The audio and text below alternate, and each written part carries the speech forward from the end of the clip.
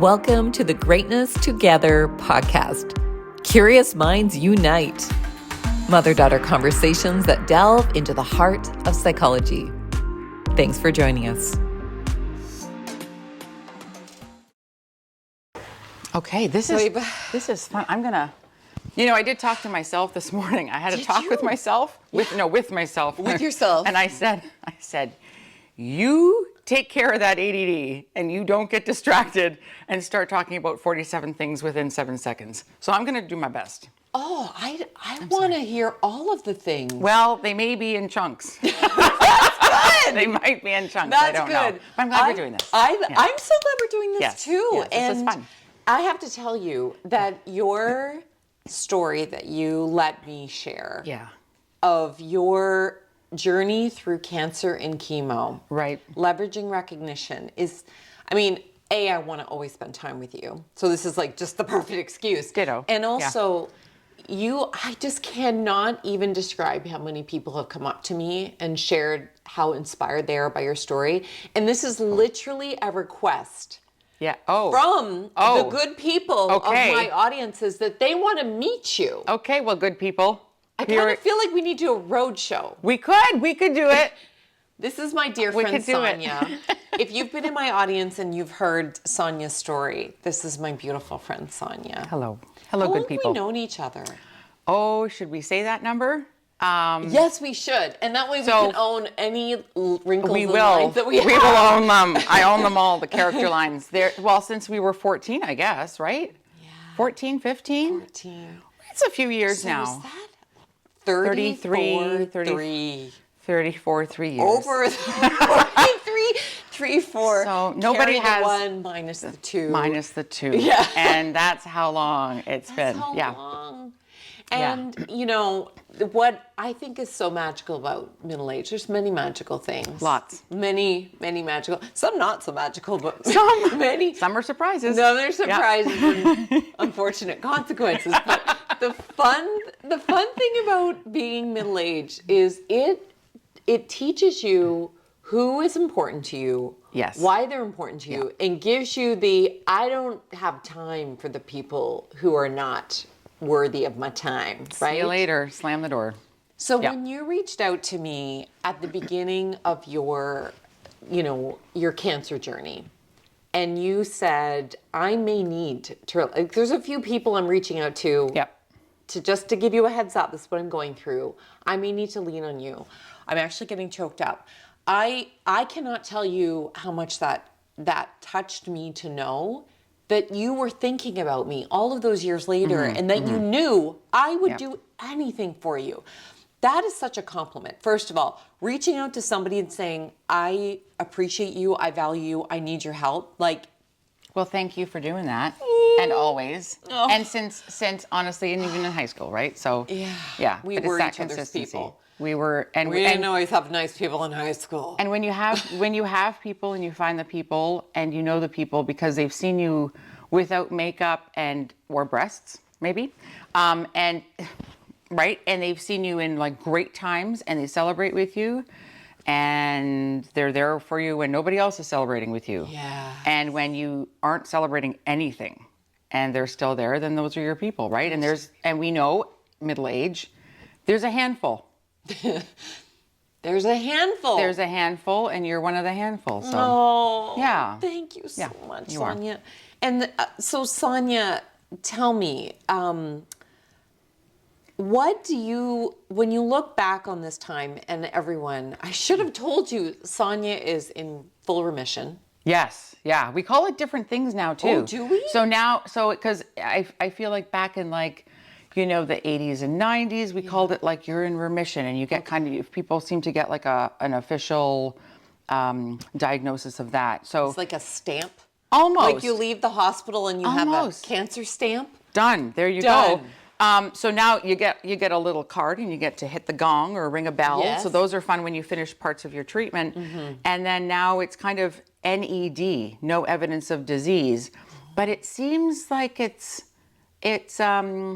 maybe not as official or something. And I don't know if in remission was also official, but yeah, so no evidence It's of almost disease. like more realistic, perhaps. So Yeah.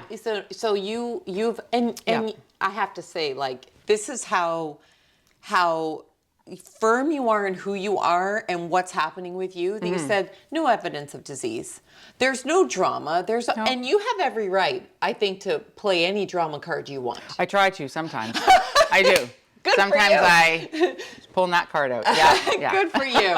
As you I'd like a should. discount, please. Yeah, that's right. Yeah. I'm going to cash in 2 drama points. Like that, please. And I will see your drama points and override them and veto. Raise because you. Yeah. Guess Yeah. who gets the top? Well, yeah. Yeah. We all have our things. But So no been rough. evidence of disease. no evidence of disease. So. No evidence of disease, which is, I mean, did you, 5 years ago, did you think, I am looking forward to wearing my most beautiful jean jacket, sitting on Sarah's couch, talking about no evidence of disease? Did you think that far ahead? No, and I feel like, just like, we're the same age. We have friends in our 40s, in our 50s, and so on. Never would we think in our 20s and 30s that our 40s would look like this. Yes. Ever, right? Because you can't predict things, and that's just how the world goes, and that's okay.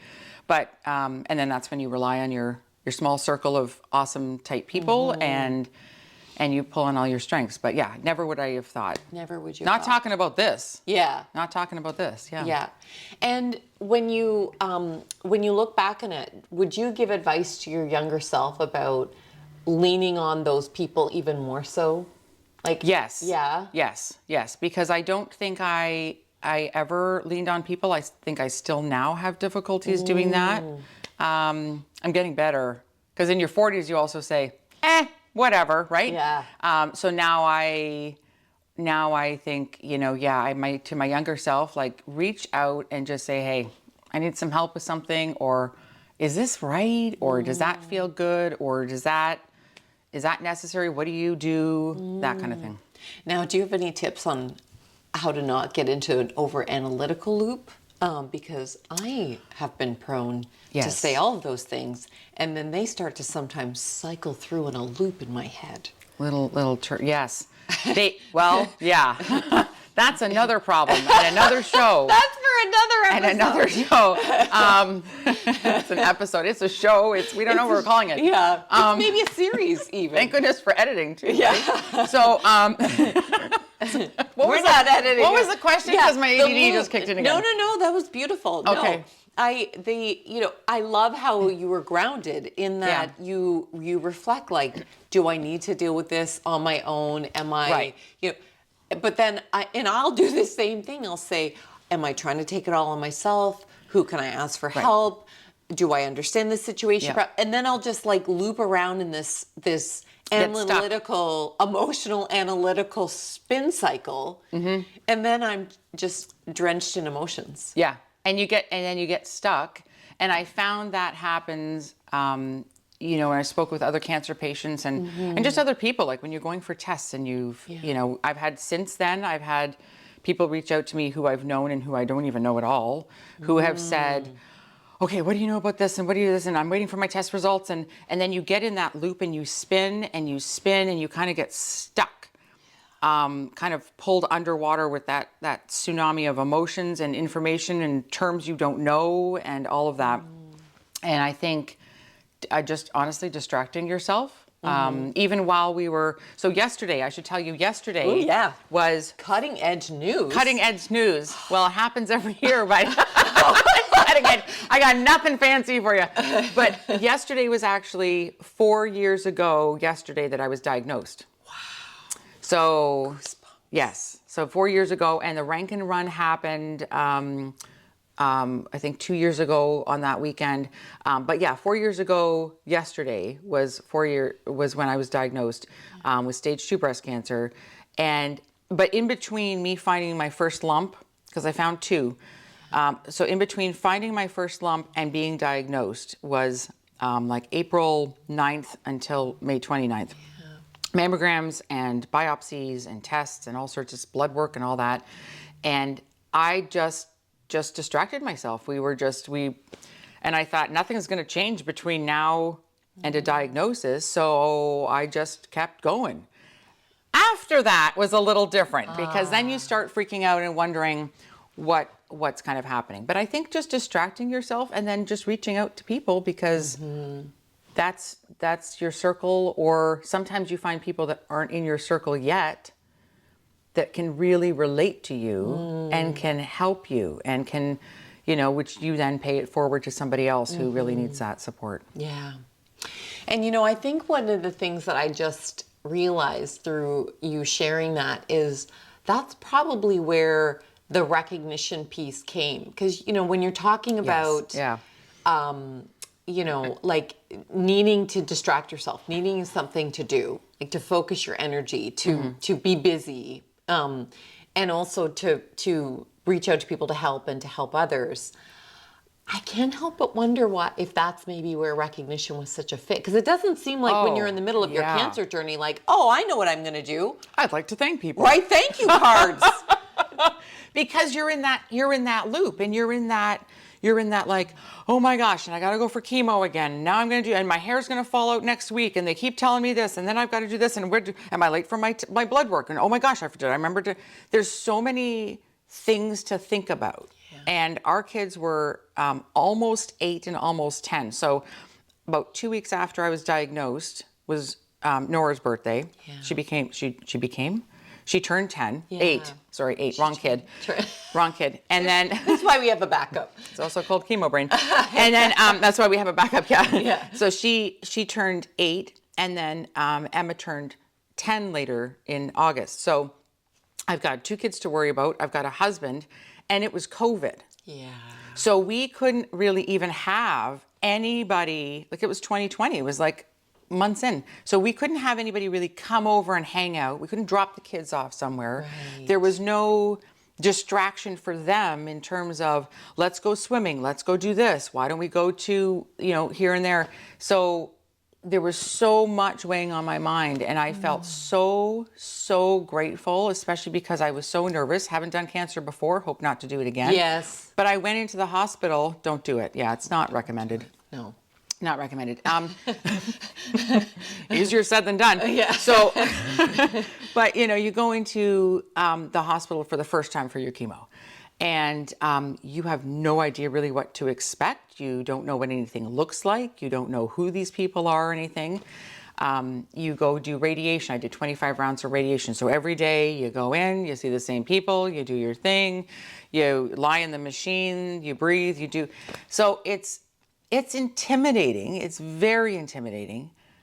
But I was so grateful for those people, for those oncology nurses, for the radiation technicians, for those who were taking my blood, for those who were greeting me at the door, for volunteers who were still at the hospital. And I thought, I know someone who likes to spread a little bit of that thankfulness and that gratefulness. So I frogged the heck out of people. Yes, you did. I did. Yes, you did. I did. Yes, I did you do did. it. I did do it. Yeah. And we did it from inside the hospital. We did it from outside the hospital. We did it at the clinic where I had to go get my PICC line flushed. We did it wherever and whenever we could, because as much as I was going through, those oncology nurses, let's say, also had stuff going on in their lives. And then they come to be the sole people and support of cancer patients during COVID. And we couldn't, cancer patients can't bring anybody in. Right. We're not getting snacks. Sarah, we got no snacks. No snacks. No snacks. Like, that was the worst of my worries. Well, but but at least you should get a the snack. normal, I know, right? If you've got cancer, you should get a snack. We should get snacks. They're important. They make you feel good. Yes. But well, points well taken. Like but that was the normal, right? Yeah. That would have been the normal. But right. But those oncology nurses, and can I tell you a story about one in particular that has come to mind? Oh, yes, you can tell. Okay, I like stories. Yeah. So, and who doesn't really? But yes. I remember the one time. So the flow was, I go get blood work one day, the next day I get chemo, and then 2 days after that I go. And I had a PICC line. So some cancer patients will have a PICC line put in. It's kind of like a permanent, I guess like a needle that's put, or a port, or not a port, a port's in here, and then a PICC line is here, and then you get it flushed every once in a while. But that's where the chemo goes in. That's where the chemo medication goes in. So I was going to get it flushed, and it wasn't working. And I was probably about 2 or 3 chemos in already, so I kind of knew the drill, whatever. But it wasn't working at the offsite clinic. So they said, well, you got to go to the hospital. You got to get this flushed out. I said, okay, no problem. I got there to the hospital, and I'm back in the chemo wing. It's where I ended up going, which was fine. And I'm waiting for one of the oncology nurses, and and they're doing their thing and keeping the calm, and they were amazing. And one of them came over, and she started doing what she needed to do, and I just started crying. I was just it was just everything just kind of came out. There was no reason to cry. I wasn't in pain. I wasn't unfamiliar with the surroundings. I've seen these wonderful, amazing people before. It was just so much. It was so much weight to carry. And these nurses and everybody, this one nurse in particular, again, this is the story about her. I can't remember her name right now, but she said, I know I'm not supposed to do this, but I'm gonna. And she gave me a hug. And I cried, and we just kept going. But she sat there with me with all the busyness happening. This one oncology nurse sat with me and just showed empathy and care and concern. And that's all I needed. I didn't need even medical attention like anybody else did. And there were things happening in the background, and she just took the time to be present and sit with me and care.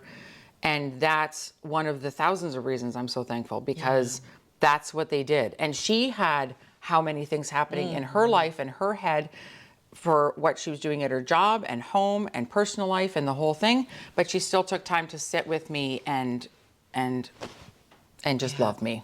She truly saw you in that moment. Yeah. She didn't see you as a patient. She didn't see you as a task, an obligation. Right. She saw you as a living, beautiful, breathing human being who just needed another human being to witness the pain. Yeah. No, she was fantastic. They were all just awesome. Yeah. And did you find that people were surprised when you would write the thank you card and give it to them?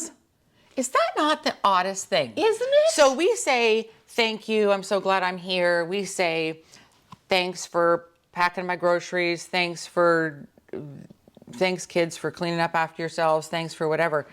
And I don't know if it was because we were in COVID and, it's usually kind of a thankless job maybe. Like you kind of go into a hospital or you go to a doctor's office and you just assume, well, that's what I'm going to get. Yes. Right. As a teacher, I am a little shocked actually when people push in their chairs or they walk out the door and say, thanks, Mr. Geer. See you tomorrow. And oh, you're welcome. Yes. You're welcome. Yeah. What are you thanking me for? But no, but yes, that's great. Thank you. I'll take your thank you. I will take that. Yeah. So I started handing out the cards. So I sat in my chemo chair. This is how it happened. I sat in my chemo chair, and I was there for the first 4 chemos. I was there for 2 hours about 2 hours at a time, and the second set of 4, it was about 4 hours. Yeah.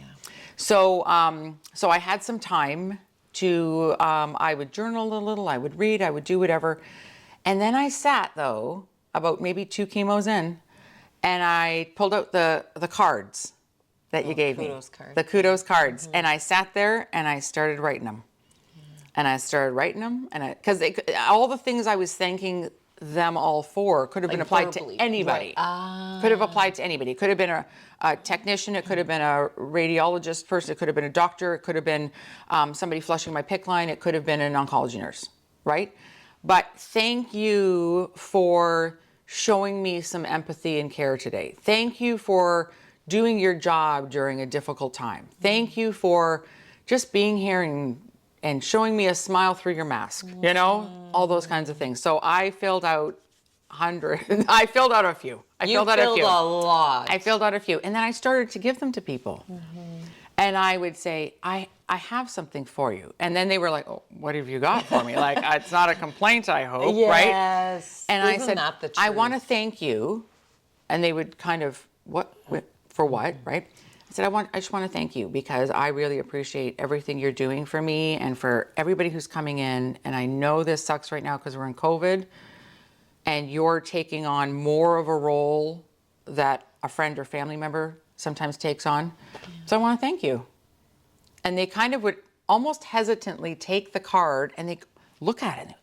And then you couldn't see them smile through the mask, but you could feel that. And they were like, well, thank you for thanking me, kind of. Yeah. But they were shocked. And I think that's a sign of, I know I'm goosebumping myself too. But I think that's a sign that we need to do this more and how important what you're doing is because why aren't we thanking people more? Right? Why is it a shock to people to be thanked for something really big? Yes. Really big. That's really big. That's not a little thing. When I went in there and I was upset or nervous or whatever, or if I was excited, like I mentioned before, like you need people around you who are happy for you when you're having great days and who are still there for you when you look like crap. Yeah. And having a hard time. And I've just lost my thought. And it's really big things. Yes. So they were there. Thank you. So they were there. Edit that out. So they were there when I was like having a hard time. But then they're also there in droves. Like everybody comes like you're at some restaurant and somebody's birthday and you're wearing a hat and you have to sing happy birthday. When you're ready to hit that gong or you're ready to ring that bell, somebody's there taking your cell phone so you can get a video of it. And they are all standing around and somebody announces you as proud as they are and you should be. Celebration. Absolutely. So they're there to celebrate with you that you finished chemo, that you finished radiation, that you finished your Zometa treatments, that you finished your anything and everything that we all go through as cancer patients. And they're there to celebrate it. And then they're also there to pick you up when you have nothing to celebrate. It's such a good point around somebody at some point had to say, you know what, we should really celebrate everything that cancer patients have had to go through to finish their treatment. I'm sure that hasn't started since the beginning of chemo, right? Somebody at some point said, we should really be celebrating this. Yeah. And there's probably other medical milestones, mental health milestones, life milestones that we should be stopping and celebrating more. Like, frankly, I feel like when I had my child, I feel like everybody should have come out and celebrated me instead of pushed me down the hall and threw a piece of toast my way and where's the basically kid? See you later. Good luck with the breastfeeding. Yeah. You know, like have fun with that. Have fun with that. Yeah. Hashtag not fun. So worthy but not fun. Yeah. But you know, it's such a great point that you know you do need to anchor these huge milestones with micro meaningful moments of recognition all the way through. Absolutely. Because what gets appreciated gets repeated. So if you want your healthcare providers, the volunteers, the non-clinical providers, you know, people who are in leadership, all the people who are there to make sure that you can recover. We need to, as you say, celebrate all those little things. And then I love that you brought up the celebration. I totally didn't think about that as part of the full circle moment. Yeah. Of recognition. And it is all the little bits and pieces on the way and every single person, because whether you're in a big leadership role or you're just at the desk and you're greeting people or you're just doing this or you are doing this, I don't want to even say just. Because every single one person counts for something. And how many people don't actually see that they're anything more than just, right? That they don't feel that they are that big a deal. Right. Whether it be due to their role or something that they're struggling with. You talked about the nurse. Who knows what the nurse is dealing with outside of work, right? Right. People think they're just doing their job. So that may be part of why they're surprised. Like, why are you thanking me for doing my job? It's what I have to do. And how many people walk around feeling like they're not doing their job well? And you know what? There's people who are just saying hi to you and checking you in. Yes. Right? So you walk into any, a medical situation, you walk into a hospital, you walk into whatever, and you go in and you check in and you register and you get your little number and you wait and whatever.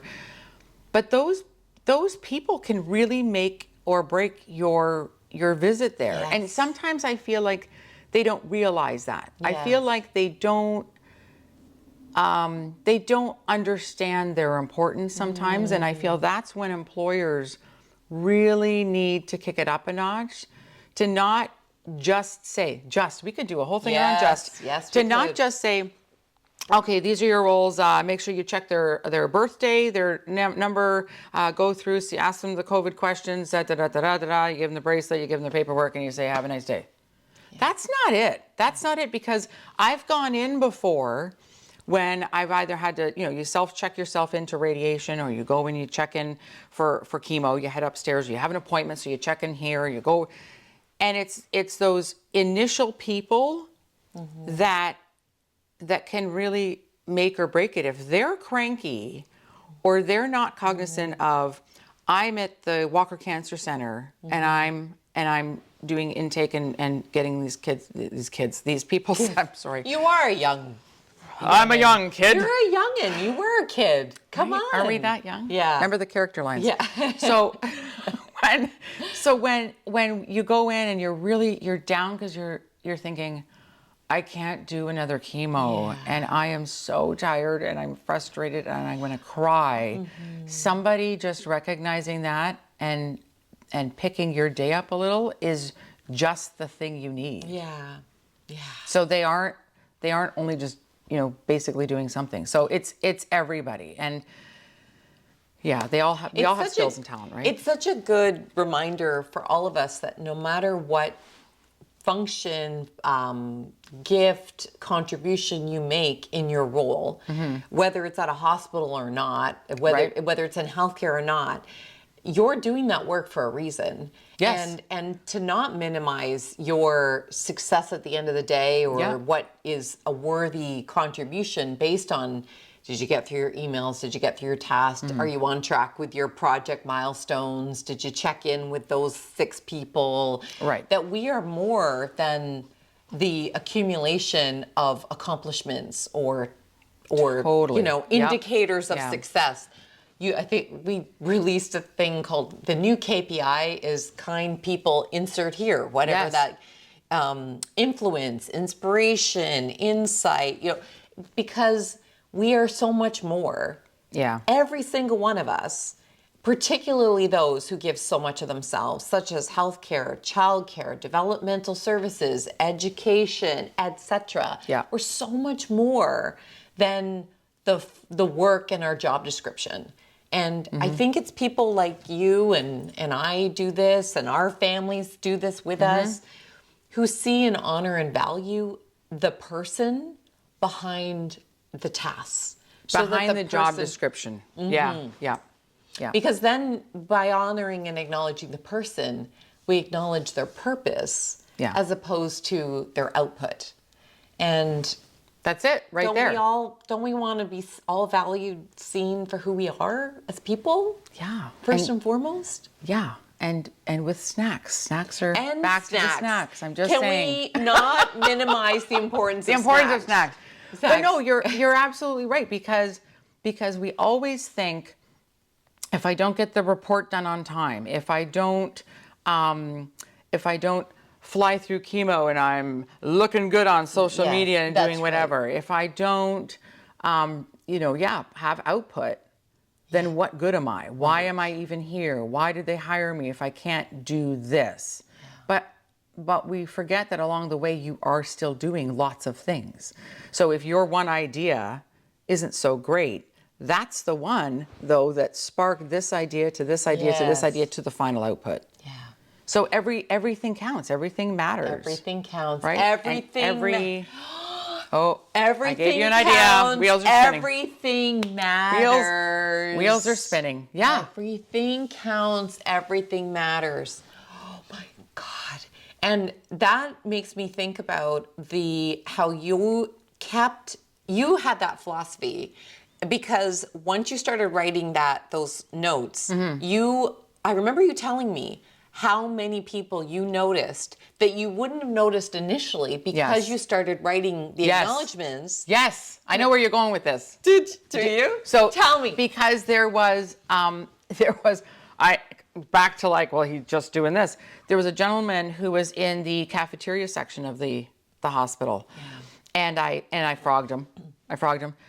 With an actual frog, though. I brought one of your little frogs. did? Remember that? Yes. So I brought one of those little squishy, squeaky ones, and I said, and a card. I gave him a little card too. But I said, my friend does this. She's amazing at it.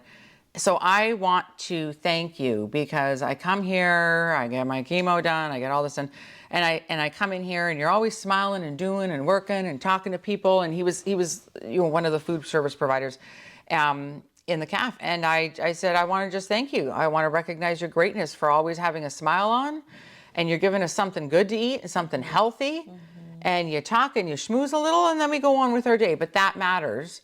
And so I gave him, and he again was shocked. He was like, what? Why am I being thanked of all people?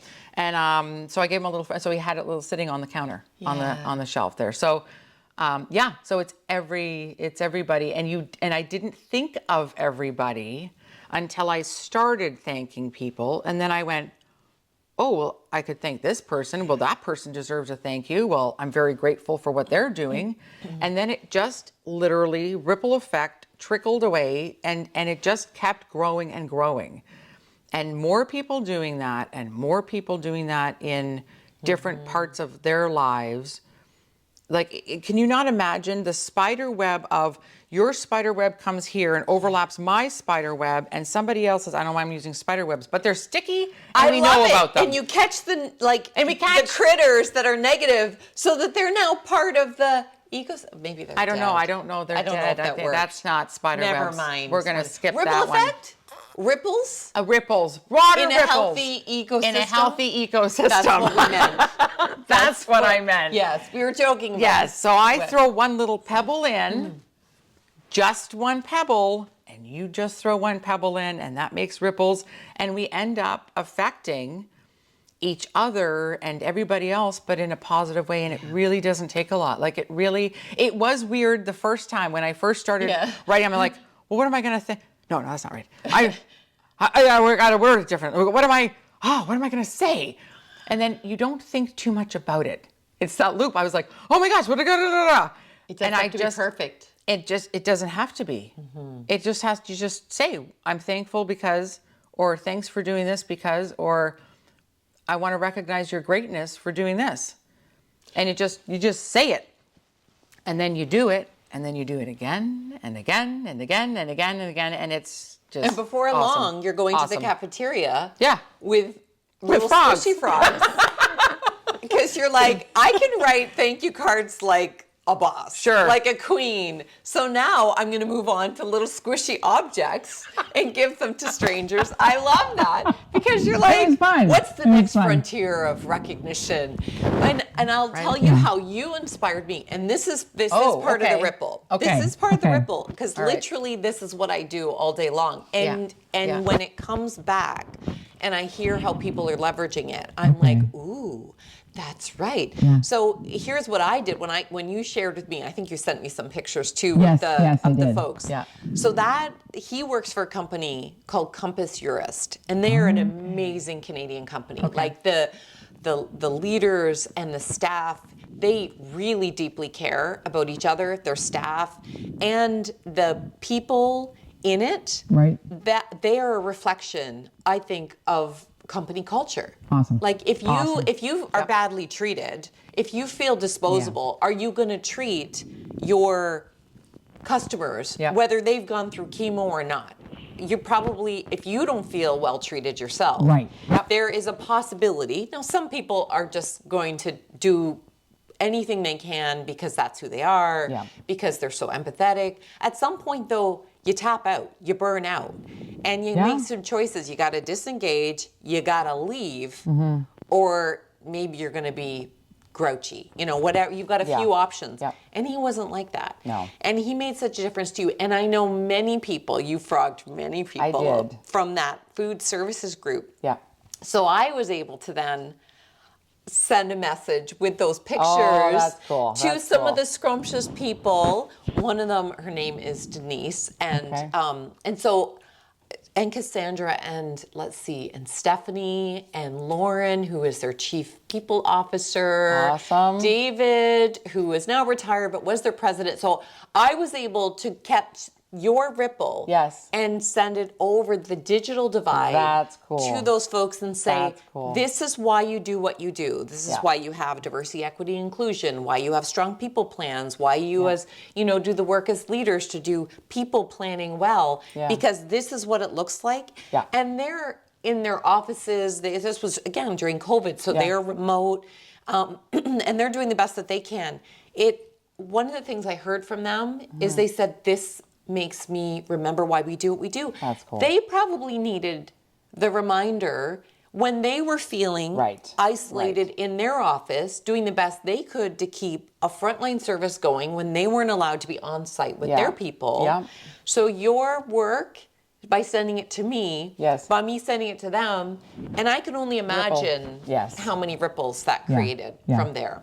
And it kind of, I think that's so cool that you could do that, and you did that, and they were They just loved like, it. That's so then awesome. I was like, well, now I feel great for you, and I feel great for them, and I feel great for him, and but it's that ripple effect, and it's really simple things that we can all do. Yes. You see so many memes and so many things where people say, well, you never know what people are going through, and one smile can make a difference, and all those little sometimes inspirational people feel like they're trite, but actually, are they though?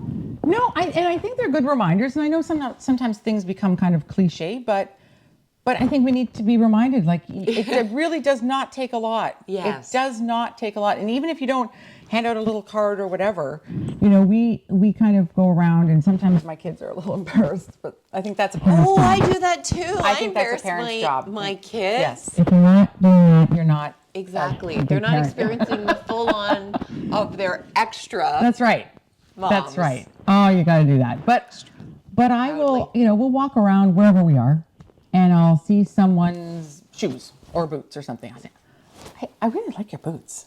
Yeah. Those are amazing. Yeah. Or that hat is, you're wearing that like a boss. Yeah. Right? Yeah. Or whatever. Or, gosh, you've got a good smile. Or anything little.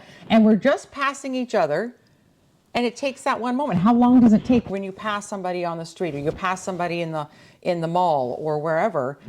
And it's just those little things, because maybe they needed it, maybe they didn't, but maybe they did, Thanks for tuning in. This was such a delicious episode filled with so many delectable nuggets that we decided to make it a 2-part series. Please be sure to join us next time for part 2.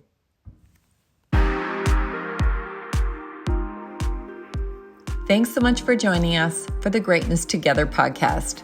Never miss an episode. Subscribe wherever you catch your podcasts. Yours in greatness, Simone and Sarah.